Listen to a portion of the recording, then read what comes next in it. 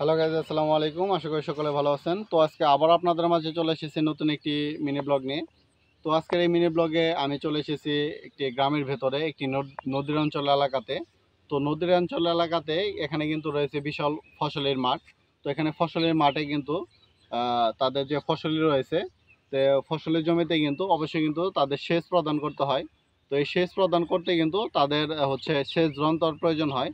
তো আমি আজকে আপনাদেরকে দেখাবো তারা কিভাবে তাদের ফসলি জমিতে সেচ প্রদান করে থাকে। এই জিনিসটা আমি আজকে আপনাদের এই ব্লগ ভিডিওতে দেখানোর চেষ্টা করব। তো আপনারা চাইলে আপনাদের বিভিন্ন আশেপাশে এরকমভাবে কিন্তু সেচ যন্ত্র স্থাপন করে এবং এভাবে কিন্তু আপনারা সেচ প্রদান করতে পারেন।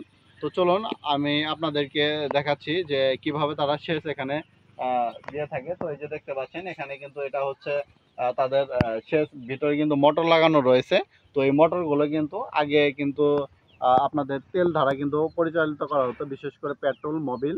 তো এগুলো দিয়ে কিন্তু আগে এই মেশিনগুলো চালানো হতো, কিন্তু বর্তমান আধুনিক যুগের কারণে এগুলো কিন্তু বর্তমানে এখন ইলেকট্রিক মানে কারেন্ট দিয়ে কিন্তু এগুলো চালানো হয়ে থাকে। তো এদিকে কিন্তু তাদের খরচ কিন্তু অনেকটাই কম হয়।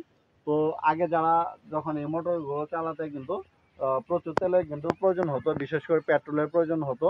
তো তাদের খরচ কিন্তু অনেক বেশি হতো। তো এখনকার যুগে এগুলো কিন্তু আপনার কারেন্ট দিয়ে কিন্তু চালানো হয়ে থাকে, যার ফলে কিন্তু এখন তাদের খরচ কিন্তু অনেকটাই কমে গেছে। এবং এখানে দেখতে পাচ্ছেন এখানে কিন্তু এই পানিগুলো নেমে আসার পরে কিন্তু এখানে ছোট করে কিন্তু একটি পুকুরের মতো তৈরি করা হয়েছে। তো এখান থেকে পাশ দিয়ে কিন্তু এই ড্রেন দিয়ে কিন্তু পানিগুলো কিন্তু তাদের ওই ফসলের জমিতে কিন্তু চলে যায়।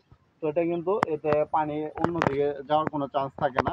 তো এইভাবে যদি আপনারা এই সেচ প্রদান করে থাকেন তাহলে কিন্তু আপনাদের খরচ অনেক কমে যাবে এবং আপনারা অল্প খরচেও কিন্তু আপনাদের ফসলের জমিতে সেচ প্রদান কিন্তু সম্পন্ন করতে পারবেন।